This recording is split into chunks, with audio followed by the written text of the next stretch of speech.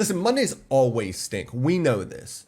NFL is over for the week. We have to wait until Thursday or Saturday, Sunday, Monday, depending on what the schedule looks like, to get football back again. Plus, we're all going back to work. But Black Monday is especially stinky because we spent all year clamoring for these professional NFL coaches, general managers, personnel guys to lose their jobs. And then on this day, we go, whoa, remember that there are human beings behind these titles. Listen, the NFL is a cutthroat business. We can understand that there's a human behind the title, but we can also understand that sometimes it is best to just move on and start anew. And that's what we're going to talk about here. The league has a quick trigger. We know this. But did the NFL teams make the correct decisions by relieving or keeping their head coaches and relieving their general managers on Black Monday? I think when you look at the Washington Commanders, that's the first one that comes to mind. Listen, once the Commanders underwhelmed this year, we knew what was going to happen to Ron Rivera at the end of this season. Once the trade deadline came and they traded Montez Sweat and Chase Young, giving them no edge rushers for the rest of the year and a secondary that can't cover a cold, it was over. And so Riverboat Ron is no longer in Washington. I think that they made the correct decision here. It was the right move. And I think that Ron Rivera, as always, handled this with outrageous grace. I think as an individual, as a human being, he is one of the best that we've seen in the NFL. He is straight class whenever he speaks to the media. But at the end of the day, Josh Harris, that new ownership group, undoubtedly wanted to get their own guy in the building and start fresh with their new franchise quarterback that they are presumably going to select with the second pick in the NFL draft, unless they move up to get that number one pick if they really fall in love with one of these quarterback prospects. I think when you look at the Washington Commanders, listen, fantasy football players, especially dynasty players who have Kyle Pitts and Drake London and Bijan Robinson in their lineup, were over the moon when they heard that Arthur Smith lost his job. I don't think any of those guys are saying, whoa, well, there's a human behind that job title. No, I think that they were throwing parties. Was it the right move for the Atlanta Falcons and their future? I believe that it was, and I don't believe that Arthur Smith is inherently a bad football coach. I actually think that he is a fantastic offensive mind. I think that it is a bit outside of the norm of what we see with the modern NFL, spread offenses and things of that nature. You know, you see Shanahan with the West Coast system that he has kind of molded, and, you know, Mike McDaniel in Miami with the same type of deal.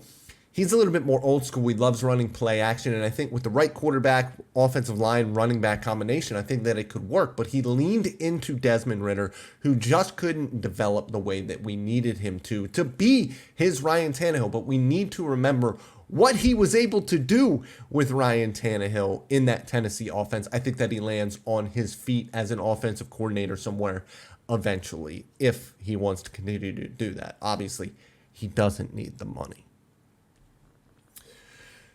Now, you look at the Panthers firing general manager Scott Fitterer. Is it the right move? Absolutely. There's no question about this. It doesn't take much more than a quick glance at Fitterer's draft classes to understand why David Tepper would want to move on. He missed on everything. The only real hit that he has had in the NFL draft is J.C. Horn, and J.C. Horn hasn't been able to stay on the field and remain healthy. He's had guys like Cade Mays who have played a little bit, but that is more playing because you absolutely have to, because the rest of the roster isn't very good. He's also traded away the best running back in the NFL, and listen, at the time I thought that it was the correct move because Christian McCaffrey has had injury issues and he had had a ton of touches throughout his career. Eventually there was going to be a fall off. The problem is, he can't do anything with those draft picks anyways to make that trade worthwhile. I also think that trading up from number 9 to number 1 for a complete outlier at quarterback was an interesting move, considering you were putting this wide receiving core together to try to help him. Listen, we thought that the offensive line was going to be a little bit better. Ike Mekwonu, another first-round pick, has not rounded into that franchise left tackle that you want. The offensive line was bad. The wide receivers can't get open outside of Adam Thielen, who is over 30 years old and not a spring chicken anymore. But he was fantastic this year. There was nothing else, though.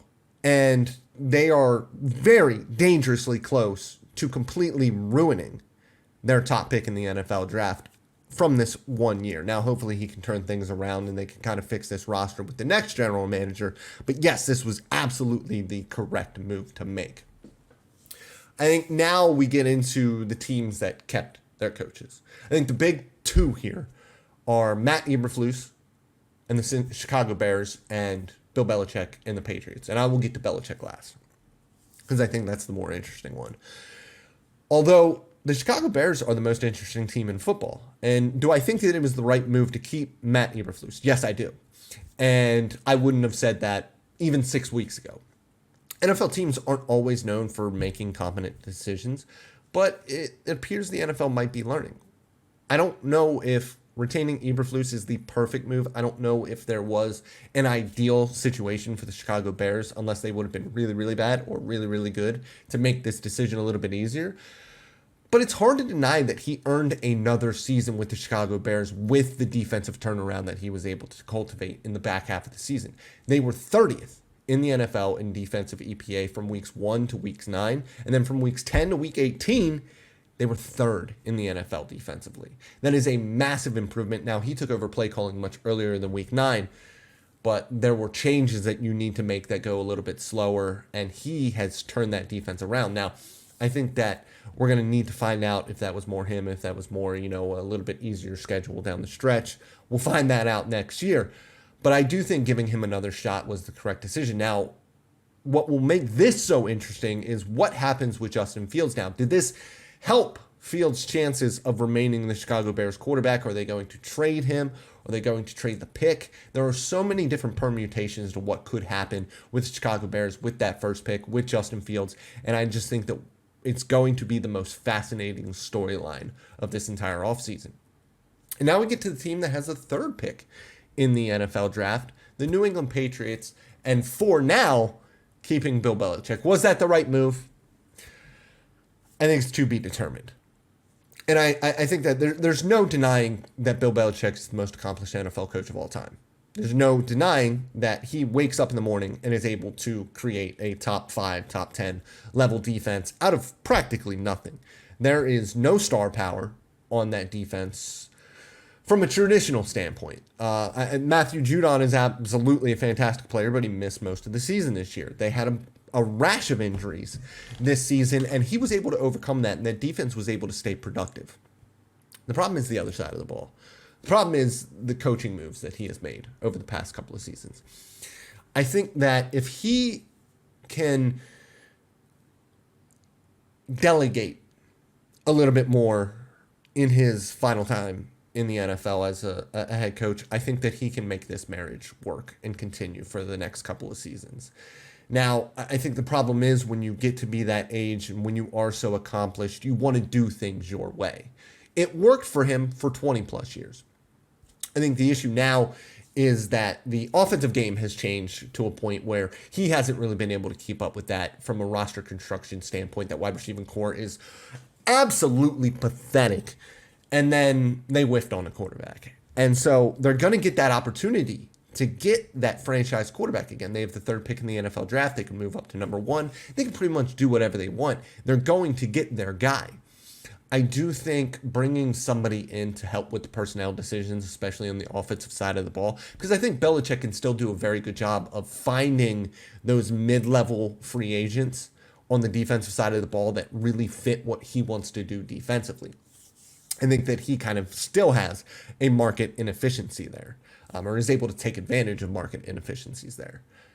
But I do think he needs help on the offensive side of the ball. I do think bringing back Josh McDaniels in some capacity on the offensive side of the ball is going to be a good decision for them in the long run. He is a good run game coordinator. That's the one thing that you can give him.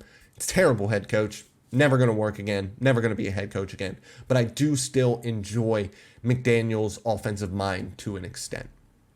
So I don't know if this is the correct decision for the New England Patriots right now. But I do think that we are going to get an answer soon with how things go with the personnel decisions that they make in March and April in the NFL draft, who they end up drafting, because they have completely whiffed on quarterbacks over the years and whiffed mostly on wide receivers. So it's to be determined.